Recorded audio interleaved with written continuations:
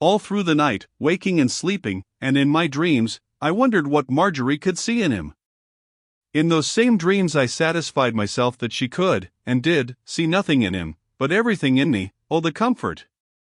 The misfortune was that when I awoke I knew it was the other way round, so that it was a sad awakening. An awakening to thoughts of murder.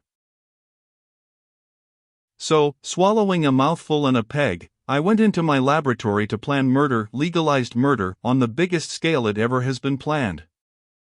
I was on the track of a weapon which would make war not only an affair of a single campaign, but of a single half hour. It would not want an army to work it either. Once let an individual, or 2 or 3 at most, in possession of my weapon that was to be, get within a mile or so of even the largest body of disciplined troops that ever yet a nation put into the field, and poof, in about the time it takes you to say that they would be all dead men. If weapons of precision, which may be relied upon to slay, are preservers of the peace, and the man is a fool who says that they are not, then I was within reach of the finest preserver of the peace imagination ever yet conceived. What a sublime thought to think that in the hollow of your own hand lies the life and death of nations, and it was almost in mine. I had in front of me some of the finest destructive agents you could wish to light upon: carbon monoxide, chlorine trioxide, mercuric oxide, quinine, potassamide, potassium carboxide, cyanogen, when Edwards entered. I was wearing a mask of my own invention, a thing that covered ears and head and everything, something like a diver's helmet. I was dealing with gases, a sniff of which meant death. Only a few days before, unmasked, I had been doing some fool's trick with a couple of acids, sulfuric and cyanide of potassium, when somehow my hand slipped, and, before I knew it, minute portions of them combined. By the mercy of Providence I fell backwards instead of forwards. Sequel: about an hour afterwards Edwards found me on the floor, and it took the remainder of that day, and most of the doctors in town, to bring me back to life again. Edwards announced his presence by touching me on the shoulder. When I am wearing that mask it isn't always easy to make me hear. Someone wishes to see you, sir. Then tell someone that I don't wish to see him. Well-trained servant, Edwards, he walked off with the message as decorously as you please. And then I thought there was an end, but there wasn't. I was regulating the valve of a cylinder in which I was fusing some oxides when, once more, someone touched me on the shoulder. Without turning I took it for granted it was Edwards back again. I have only to give a tiny twist to this tap, my good fellow, and you will be in the land where the bogies bloom. Why will you come where you're not wanted? Then I looked round. Who the devil are you? For it was not Edwards at all, but quite a different class of character. I found myself confronting an individual who might almost have sat for one of the bogies I had just alluded to. His costume was reminiscent of the Algerians whom one finds all over France, and who are the most persistent, insolent, and amusing of peddlers. I remember one who used to haunt the repetitions at the Alcazar at Tours, but there. This individual was like the originals, yet unlike. He was less gaudy, and a good deal dingier, than his Gallic prototypes are apt to be. Then he wore a burnous, the yellow, grimy-looking article of the Arab of the Soudan, not the spick-and-span Arab of the boulevard. Chief difference of all, his face was clean-shaven, and whoever saw an Algerian of Paris whose chiefest glory was not his well-trimmed mustache and beard? I expected that he would address me in the lingo which these gentlemen call French, but he didn't. You are Mr. Atherton? And you are Mr. Who? How did you come here? Where's my servant? The fellow held up his hand. As he did so, as if in accordance with a prearranged signal, Edwards came into the room looking excessively startled. I turned to him. Is this the person who wished to see me? Yes, sir. Didn't I tell you to say that I didn't wish to see him? Yes, sir. Then why didn't you do as I told you? I did, sir. Then how comes he here? Really, sir, Edwards put his hand up to his head as if he was half asleep. I don't quite know. What do you mean by you don't know? Why didn't you stop him? I think, sir, that I must have had a touch of sudden faintness, because I tried to put out my hand to stop him, and I couldn't. You're an idiot. Go. And he went. I turned to the stranger. Pray, sir, are you a magician? He replied to my question with another.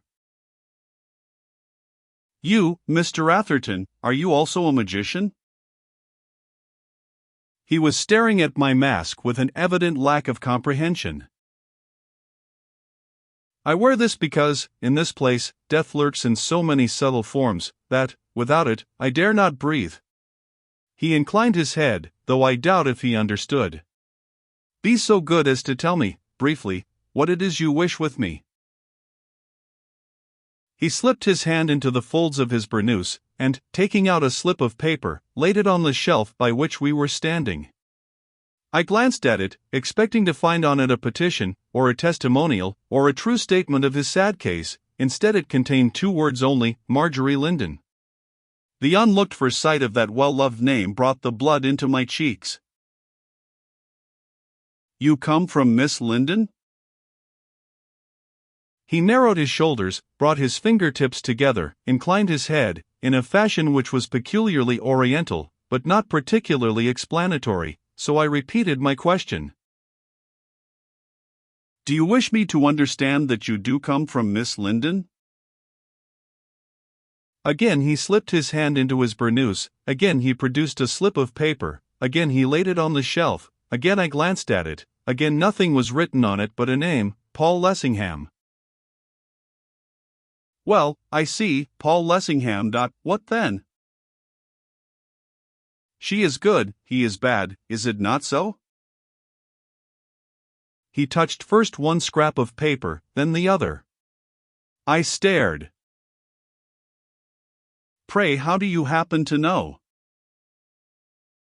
He shall never have her, eh? What on earth do you mean? Ah, what do I mean? Precisely, what do you mean? And also, and at the same time, who the devil are you? It is as a friend I come to you. Then in that case you may go. I happen to be overstocked in that line just now. Not with the kind of friend I am. The saints forfend. You love her, you love Miss Linden. Can you bear to think of him in her arms? I took off my mask, feeling that the occasion required it. As I did so he brushed aside the hanging folds of the hood of his burnous, so that I saw more of his face. I was immediately conscious that in his eyes there was, in an especial degree, what, for want of a better term, one may call the mesmeric quality. That his was one of those morbid organizations which are oftener found, thank goodness, in the East than in the West, and which are apt to exercise an uncanny influence over the weak and the foolish folk with whom they come in contact, the kind of creature for whom it is always just as well to keep a seasoned rope close handy. I was, also, conscious that he was taking advantage of the removal of my mask to try his strength on me, than which he could not have found a tougher job. The sensitive something which is found in the hypnotic subject happens, in me, to be wholly absent. I see you are a mesmerist. He started. I am nothing, a shadow. And I'm a scientist. I should like, with your permission or without it, to try an experiment or two on you. He moved further back. There came a gleam into his eyes which suggested that he possessed his hideous power to an unusual degree, that, in the estimation of his own people, he was qualified to take his standing as a regular devil doctor. We will try experiments together, you and I, on Paul Lessingham. Why on him? You do not know? I do not. Why do you lie to me? I don't lie to you. I haven't the faintest notion what is the nature of your interest in Mr. Lessingham. My interest, that is another thing. It is your interest of which we are speaking. Pardon me, it is yours. Listen. You love her, and he. But at a word from you he shall not have her, never. It is I who say it, I.